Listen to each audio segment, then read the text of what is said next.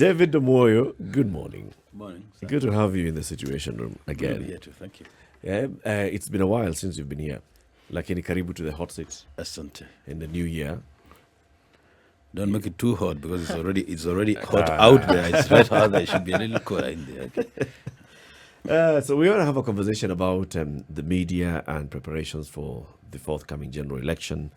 I know that the Media Council of Kenya has already released guidelines for election coverage. They have also, in addition to what we've been having as the Code of Ethics for practice of journalism in the country. Recently, as recent as last week, you penned an article that was published in the Standard, which was saying that journalists who are eyeing political seats in this election should bid goodbye to the newsrooms.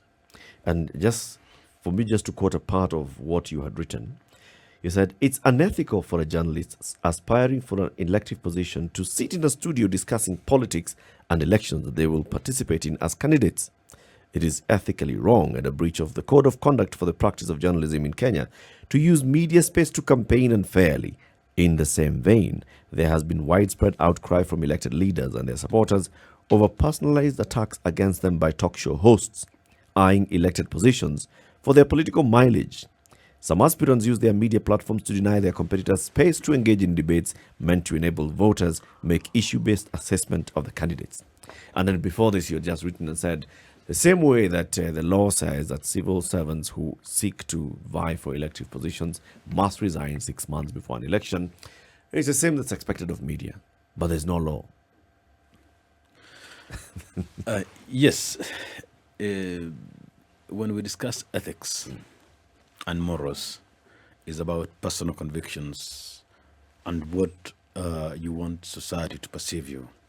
Media operates from a position of trust that we have no license, we have not been elected by the people, but they trust us. That's why people go and elect a president and ask the media to question the president on their behalf. Mm-hmm. People go and elect MPs and all that and say the media will hold this person to account on our behalf because you have a moral high space to question this. And it is exciting. I'm part and actually encourage journalists and people working in the media to go to politics.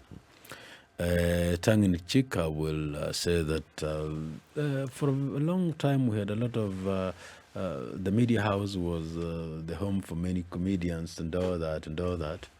I'm happy that the National Assembly is the next destination. We are glad that they go that way.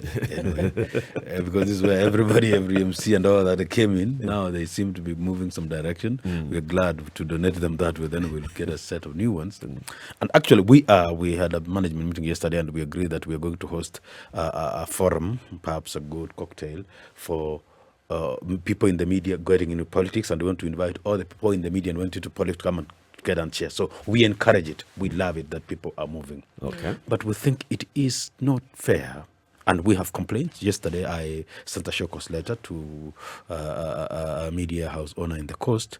When I am planning to vie, I sit behind the mic, and every morning I abuse my opponents, say these are useless, that is a joker, and all that. Mm-hmm. The person applies to come to the show, I don't allow them, and all that. You consistently, it's not fair. For objectivity and balance, it's part of the values of journalism. It's getting lost. So really, it isn't about, we encourage it. We are excited about it, and we're actually going to do our best to support them. We just think that it's unfair. So, public servants, why are they told to resign? To avoid using the resources at their disposal to campaign or to unduly influence the outcome of an election they will be part of. Mm-hmm.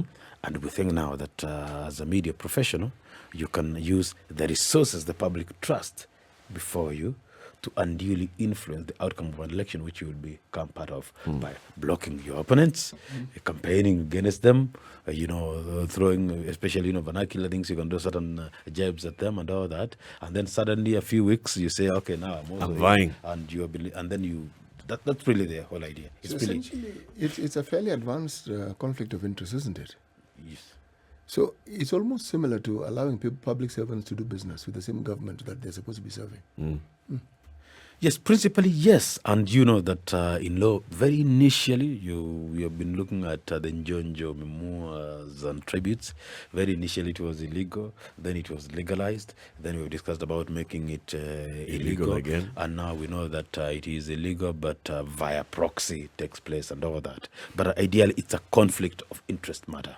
But where do you draw the line, or the deadline for the aspiring journalists or media practitioner to leave office or to leave the platform? Because they could have used this platform for the last 3 years to basically campaign.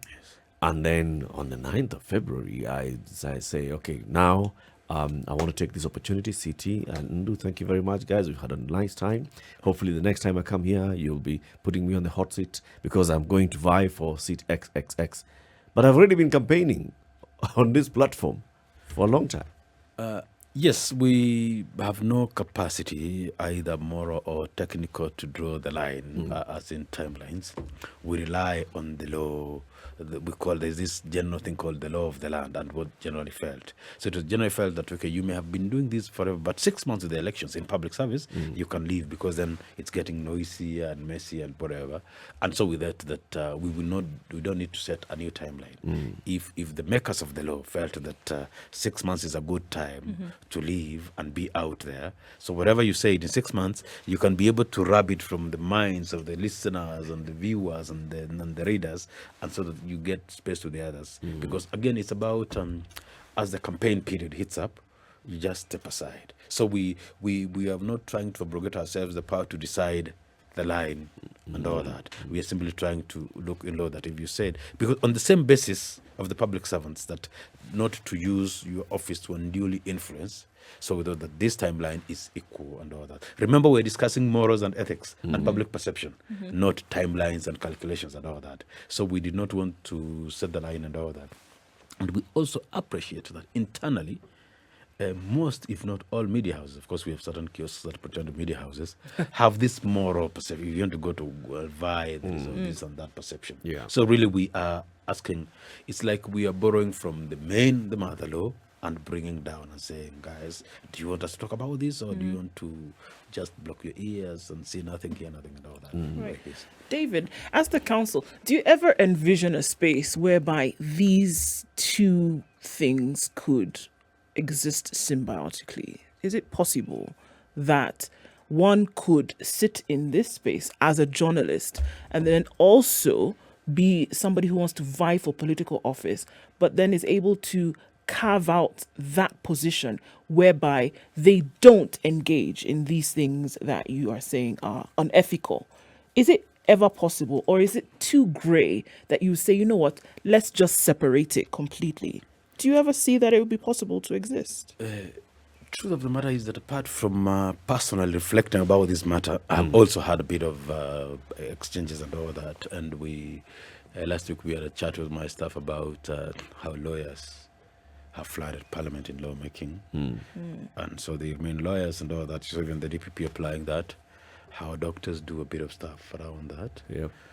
And well, I've seen, we attend a lot of ISPAC conferences, and it's very exciting when they invite Amos Kimunya, CPA, Amos to come and open and all that. I think it will be exciting if we get journalists and media people in Parliament, because one of the things we do is that many times I've tried to argue with MPs and all that, and it's a lot of back and forth. They really don't understand what we do and all that. So, number one, we encourage. We do not say that if you go to politics, you have to go down. You abandon the profession. Because from time to time, we think that even when the House debates serious matters, an expert here and there, can give a word and all that. We are well aware of the deep conflict of interest matter, because politics is about perception and misuse of platforms and all that. But we think that the highest decision-making organs in the country should be able to have a little expert advice from the media and all that. So we really appreciate it, but we are deeply aware that it's a very thin line before that goes, or before we are accused of misusing that, especially noting that then politics uses media and all that. So we are not against our people joining media and all that. It's about that balance. And we really think that many times laws are passed and matters that media are discussed by people who have no idea what media is. So we think that when we have a voice or two that can give that is good, as long as we can really do that. So we are really not coming in to say, no, just kakak kwa newsroom usonge and all that. We really encourage that people should grow. And I mean, like you've said, ethically and perception-wise, how do you see this playing out? We see lawyers who are elected to parliament and they still continue practicing as lawyers. In fact, they appear for their clients in court. Now, look at that scenario. Mohammed Jichopevu, MP for Nyali, is still a practicing journalist who works at KTN with doing Jichopevu stories. Would there be an issue there, do you think? Absolutely. I mean, what would the issue be? I have, and with an already advanced apology to him, we felt that we never knew that Moha was going to vie for the seat, but he did a few Jichopevu articles around the Nyali MP, and then suddenly went to vie. It's one of the case studies we're discussing. There's the exposés around his perceived opponent that were run by this media house, and then he left to go and vie. Or the big stories, for example, about the battery processing factory and all. Yes. I mean, there are those things we think that, okay, yes. So then we ask, was this just investigative journalism ama alikuwa anatengeneza barabara hivi kwanza na paka mtu matope ndio kuja sema hii jamani mchafu simuliona hata kwa TV yet it was the one. So I mean that's why we spoke about its perception. So we are well aware about that, but these are not concurrent really. We do not want, unlike medicine and law, I would get law, unlike medicine where you come and then you dress and then you are dealing with your patients. Media and law are different. Media in the sense that you may not do a news article against your opponent or against government. If you're opposition, then you are misusing your platform and all that. Law in the sense that you are a senator and the governor is in court for corruption, as we have seen before. And you are heading the team of lawyers defending the governor, and you're supposed to pass laws and all that. You know, there are those conflicts. There are conflicts of interest now. Those are matters, not just ethics, but real perceived and real conflicts of interest. I think media, as I said earlier, we appreciate when we have journalists in that space because there are many discussions about media in Parliament, press freedoms, professionalism, resource allocation to media field and all that. We think so. But we do not think that they cannot run concurrently. You know, what we need is a person who has been in this field now going to that field. Yes, but not concurrent. I mean, if what you say, academically speaking, is sound, practically it's a bit tricky because that so-called level playing field in my mind is impossible. If a businessman becomes a member of parliament, do they stop doing business? No, they don't. Question. Yes. If a teacher becomes a member of parliament, becomes a member of the Teacher Service Commission, they stop teaching. You do. Because it's time that's against you, not your willingness to, even if, say, one is a doctor. It's not that you don't want to ply your trade, it's time. How do you allocate your time? But a businessman, your time is not interfered with at all. And I would say that, it's about direct correlation. A journalist cannot go, for example, to Parliament and discuss the bills. You've seen the newspaper headlines, isn't it? And come here and prosecute the same agenda again. It's just the way, like the House prohibits, by the House I mean Parliament, prohibits members from going out there and discussing matters before the House in other space, isn't it? So it's absolute conflict of interest if you are going to be a member belonging to a committee or just the whole house, go out or sit before a radio mic or TV and castigate Parliament and do this and go to the house and say, Mr. Speaker, I want to, isn't it? So it's simply that really conflict of interest. But when we are discussing maybe a media law or funding for the media as we do, or certain spaces like we talk about streaming election, then you can say, look here, I'm an experienced journalist, I work in the media, or I own a media house. These are the issues we go through. So it's about really... Yeah, but David, you can use that. I can go to Baragoi and tell the story of the conflict that's happening there, or Kerio Valley. story from the people's perspective. This is what's happening in Kerio Valley. These are the people who are suffering. These are the kind of banditry attacks that they go through. And we're telling the story. It appears in the paper. It appears on TV. It appears online. I go to Parliament and the matter is brought, or I can even go and raise a question. There'll be no conflict there, would there? Because I'm not necessarily debating what is before Parliament. You can go to Baragoi and you'll be interviewed by the journalists there. We will appreciate how you can do an opinion piece. All right? So that then the journalists there will interview you as the local leader and the opposition guy and administration and all that, isn't it? Because if you, the politician, goes to Baragoi, are you going to interview people? No. You're going to speak. So you can do an opinion piece, but you can't do the balanced, objective story. That's the difference. Really. The point you're making, you see, I'm thinking and I'm looking at it this way. You're looking at specific disciplines. And the thing that seems to be the sticking point here is the capacity that by virtue of that particular trade, you are able to peddle influence.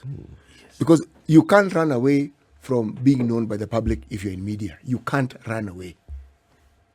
Like, we talk every morning for 4 hours.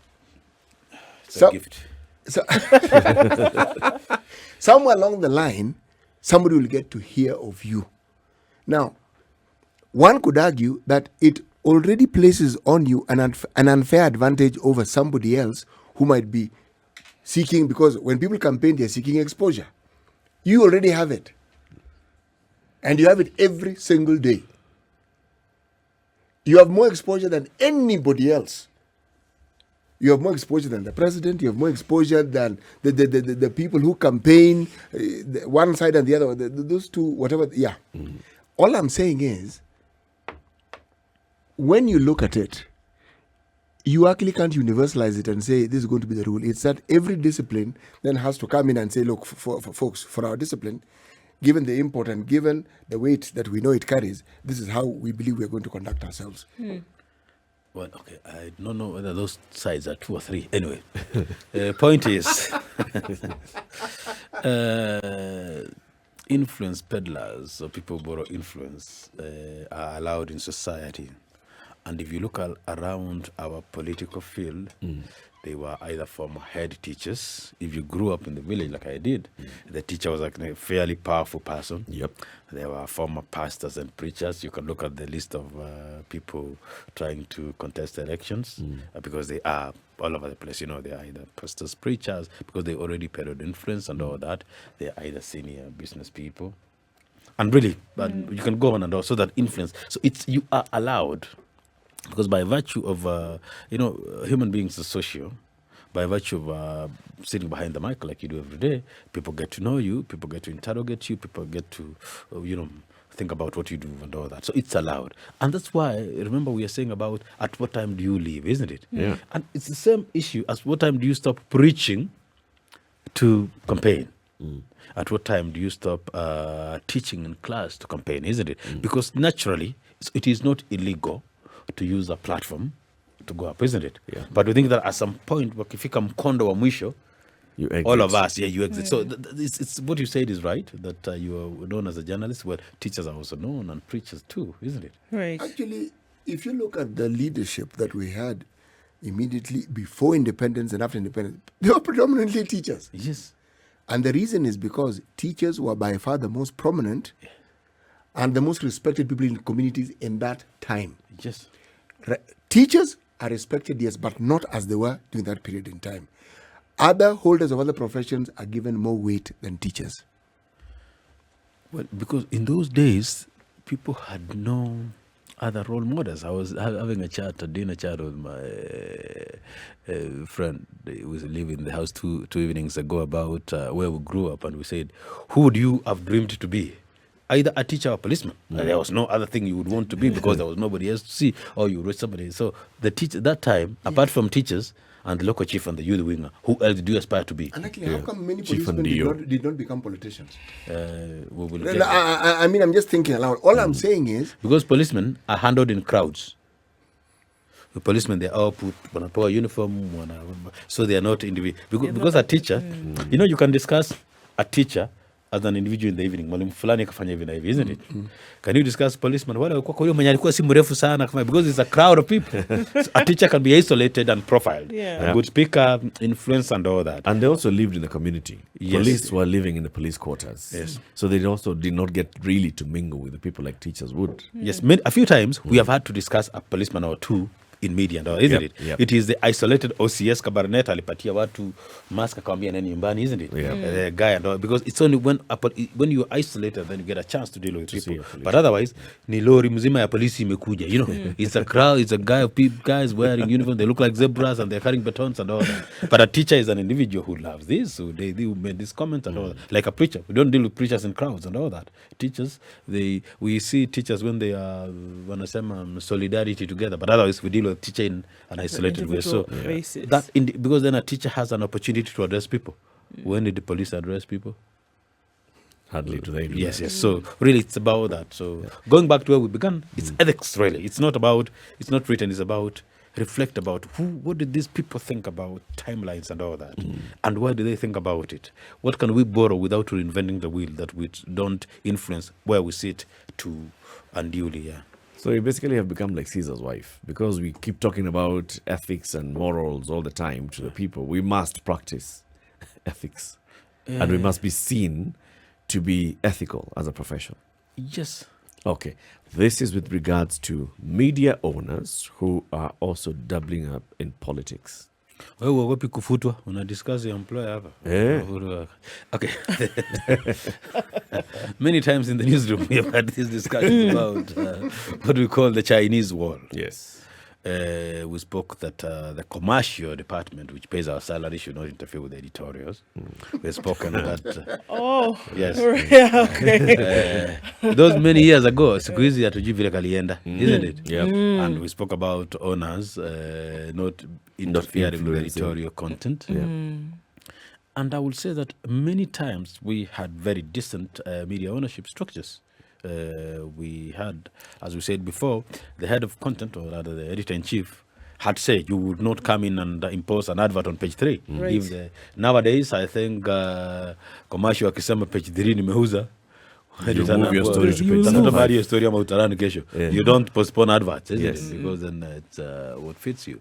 The whole idea is that, if even the editor, even myself, I have my own political bias, isn't it? Yep. What it is illegal to do or unethical is to push our personal influences into.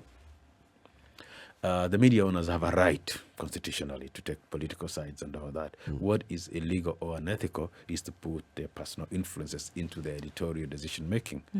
It's a matter as varied as possible. We have media houses that are owned by individuals, isn't it? Yes. Yet we have a few guys around here who own 52 or 54% controlling shareholding in media houses, and they dictate who becomes the employed editor and all that. So we may want to shout at, oh, Nani owes this media house and they do this, isn't it? And we may not want to shout about NSC knows we have this majority shareholder who dictates this and that.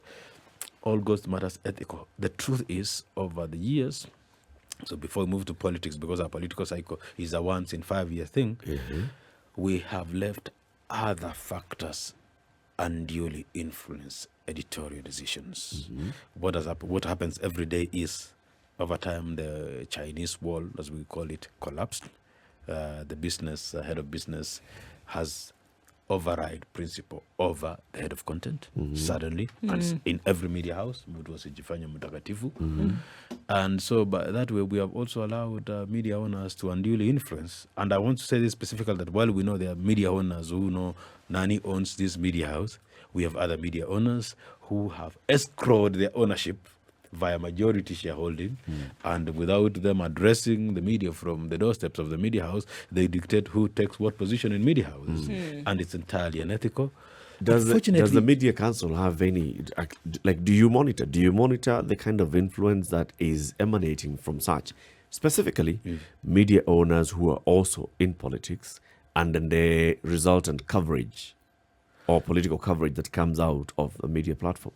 Yes, and I will tell you the dilemma we have gotten into. We have had, a week ago I was at CA, where I'm rushing from here for a discussion with the DG there, it gets very dicey. I mean, half of the licenses they issued, or well, let me just say a very large portion, were issued to religious leaders, bishops, pastors, and all that. 2 years later, Those bishops. the guys became MPs. Right. And I will tell you, half of the ethical breaches we have ni religious people. Ile matusi isi watu wanatoa watakatifu wanatoa kwa radio na TV ni ajabu. I mean, it's honest, I'm not lying. Those are the complaints we have, and you listen to them, you just can't Believe that. it.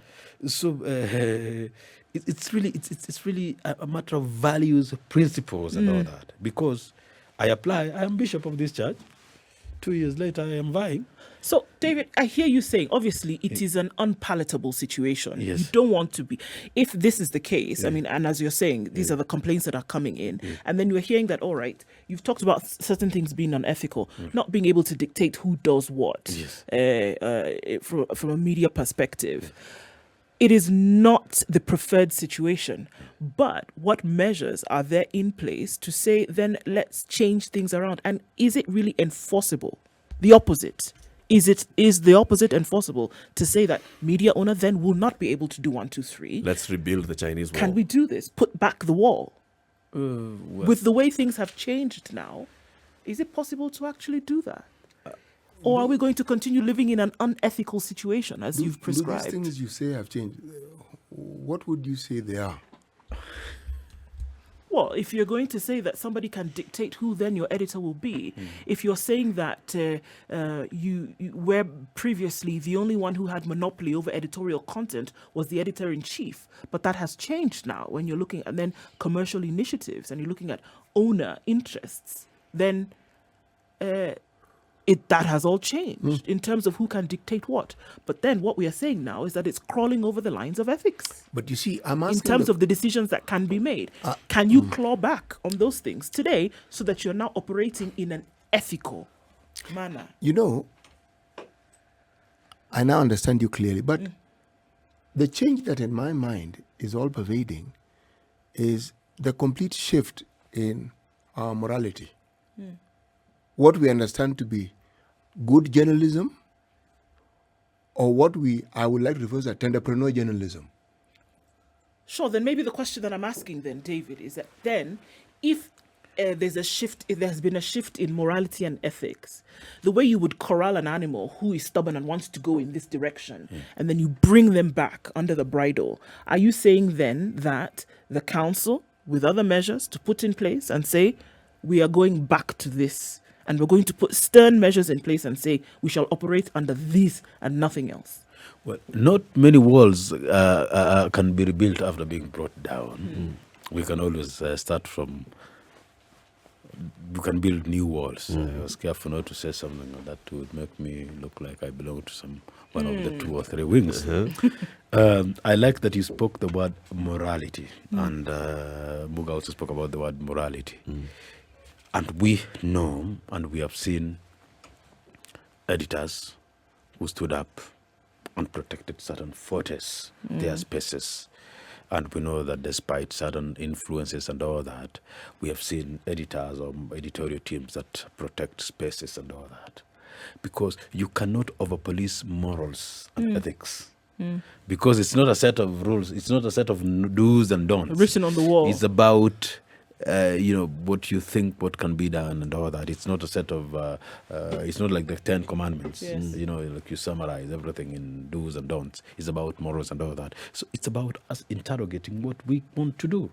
It's about... But I think there's something you can do, David. The same way you come up with guidelines on election coverage, guidelines on this and the other, you can come up with guidelines on the relationship between media owners and the editorial. Well, I like that you said guidelines and you use the word relationship. That's where the challenge comes in, all right?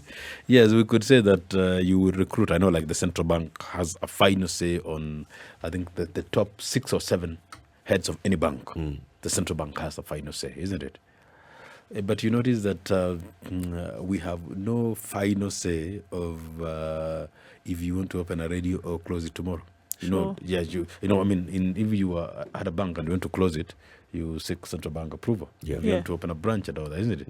You did not seek our approval to open this. You simply seek our approval to vet and accredit the media guys and all that. So there is a bit of that when it is. We can issue guidelines. They are ethical guidelines whose enforceability is really moral. But we are, and we have really tried a bit, especially matters newspaper and all that. If you want to access government advertising, you need to meet a certain threshold. Otherwise, we will not clear you and all that. Because when you want to set, it's very foolhardy to set rules you have no capacity or intention to implement. Then you look like a clown in town. We cannot dictate relationships between. We cannot dictate friendships.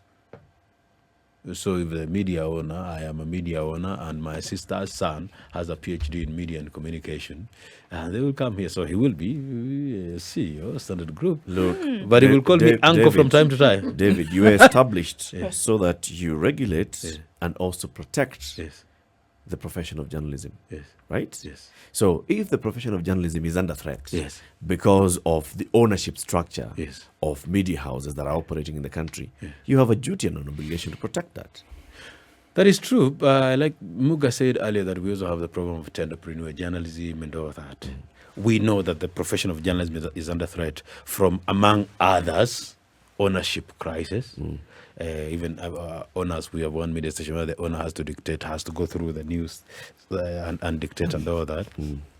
We must map. Otherwise, if it is now, then we dictate between the owner and the editor relationship kidogo, then relationship between government and the owner kidogo and all that. Unless you map it out, we will engage in ad hoc firefighting. That's why the makers of the Constitution, the Media Council Act, said we will not bother about all those matters, isn't it? We will measure you against balance, objectivity, professionalism and all that. And as I go back to the example I gave, that I could have a nephew, PhD here, isn't it, who calls me uncle from time to time. You will not measure that. And my nephew could be coming from Nigeria. You never know. Everyone these things. You will not measure against that. You will measure against their balance, objectivity and all that. There are things you can't measure. Something has been said, it's more in the grapevines and spoken of in whispers, that the standard of journalism in this country has dropped drastically. That the quality of work that journalists churn out is not up to scratch. Kitheri media. Any. So, as I said, it's still at that level of discussion. Now, as a council, perhaps you have heard of this particular rumor, perhaps you've come across it. Is there any truth to it, really? It's absolutely true. The last time, about a month ago, when I sat with some people to discuss, I think we had 3 spelling errors in one leading newspaper. We had 2 in another paper and all that. What we have done, because we are looking for the cheapest labor market and all that, and in the days when people used a typewriter and all that, we had no spelling mistakes. Now you have spell check, and the spelling mistakes we take to print are unimaginable. So if you measure that, because the point is, again, you need to measure basics, isn't it? By that alone, because you need to say what you can prove. The standard of journalism, the proofreading and cross-checking have sunk extremely low. It's a shame. Unfortunately, because of the monies or whatever, I think the media owners are going for the cheapest, not for the finest. And I said newspaper because of that, isn't it? I've seen facts and allegations on TV, which to be entirely false and untrue. But they are peddled and they pass through checks and measures. And finally, it's something we're trying to work with the financial sector agencies in government. When media and all media goes around town to report figures and budgets and all that, the errors are astonishing. I say this because I am a journalist for many years, and now I am government CEO. You see people push things across and you wonder, okay, repeater too. So we really we haven't invested. And I want to say this, Mugato, that if you look at international media, Look at, I will not mention any, this international media, we have about 3 prominent ones, isn't it? Look at the White House correspondents. He's a person who has been an expert in White House politics for 35 years. Yes. Look at a person in charge of the Washington. People have been there. Hey, unatoka college, juzi unapewa suti. Last week unaambiwa enda report presidential transition. You have never been part of an election anywhere, even an MCK election, and you're in charge of political transition and all that. It's a crisis we have. We really have the standards. Which brings What's me causing back this, to you, David? David. Yeah. As the Media Council of Kenya, as the Guidelines are being put protectors, in as the place. protectors of the journalism, and you've said all these things emanate from one. The media owner, trying to maximize on profit, the media owner trying to then go for the cheapest labor, and the cheapest labor will be new entrants all the time. What are you doing about that? What do I do about it? Nimsaidie kulipa mshahara. Akiniambia hana pesa, there's no advertisement. So what do I do about it? I mean, the point is, what I'm saying is set standards, set regulations. We know, for example, there is in medical profession, the board has decided this is how much you pay minimum for certain procedures. In legal profession, you know this is how much you pay. Why don't we have the same for media? I will tell you something that unfortunately you do not know, that we have something called the human resource instruments. I will tell you that they exist even in this media house where we are. But if we want to follow them, Mungu anajua. Number 2, we have set standards to become an accredited journalist. We've got a degree and a diploma and this, isn't it? Yep. After that, the experience, we cannot set standards about ufanye miaka hii na hii na hii. You have the minimum requirement. You have attended an accredited college. You have your degree, your diploma, or your work, isn't it? Now, after that, kama huyu mtu wako na experience ya White House and all that, it's for the team to decide, isn't it? Sasa tukuje tuamulie mmetuma huyu na wako na miaka 2 experience, mkacho ya miaka 7, ama mmedemote huyu na wako na ujuzi. We cannot manage that, isn't it? So really, as I told you, from the HR instruments, I told you, they exist. It's a matter, and then we don't deal with Chama. It's a matter that we cannot do about it. It saddens me. Let me speak do something. it like the lawyers do. The It saddens NSK me. has, there's, what do they call it? The remuneration. The remuneration scale. Yes. The same for the medical and dentist board. They have this remuneration scale. Why can't you have the same? Why a statutory body like the Media Council of Kenya on the remuneration scale in media in Kenya for the practice of journalism? Yes, we have a remuneration scale for the lawyers who work in government. There's a salary scale. All the doctors, that's why you see people on strike, and you see KBC on strike from time to time. You can have a remuneration scale, isn't it? You cannot dictate the remuneration scale for an entity who you don't fund. I mean, it's like we... No, but they can set it themselves, surely. Yes. You can You say see- there's a minimum, like the conversation we're having about NHIF now, Yes. and what it says is the board has said for a procedure such as X. Bad example, brother. Bad example. NHIF hospital bills. No, doctors. Yes. For whatever in whether you're working in public or private, this is how much you pay this kind of doctor. Yes. This is the minimum. For this procedure, this is the maximum, this is what you pay. Yes. and this is set by the board. Yes. So if you're employed in a private facility, in a faith-based facility, in a public facility, this is how much you shall be paid for this kind of procedures. This is how much you shall pay for such procedures. It's the same for lawyers. There is a certain They minimum. call it the Advocates Remuneration Order. That one. Yes, yes. Now, similar. Yes. Journalist remuneration order. Good thinking. We are unable to set minimum standards about who is a journalist, who is not, isn't it? I mean, we're talking about we were invaded by comedians and everybody else, and we are unable. We are glad that Parliament is taking half of them away. So what we're saying is that it's a complex matter to start with, because we are unable to set the standards of admission into the field. Because advocates and medics, kuna line minimum. imechorwa. You to cross the line, You must you not. Yes. must, isn't it? Yeah. We have been unable to set the line to cross because of the freedom of expressions and freedom of the media. Anybody can write or publish, isn't it? Yeah. Right. That's the problem. Because for medicine, apart from Muganga kutoka Zanzibari, Right. you can't. There's a line threshold can't, that you isn't it? must, Because yes. but HAPA, there is no threshold, isn't it? Yes. So you cannot therefore set standards for a threshold. You can't manage because you can't chase them out. Actually, David, those lines are crossed every day, Yes. literally. For Whether it's doctors, whether it's lawyers. Remember, people go to see these individuals for very many reasons. yes. doctors. Some of those reasons you may not particularly want anybody to know, so you're willing to just pay.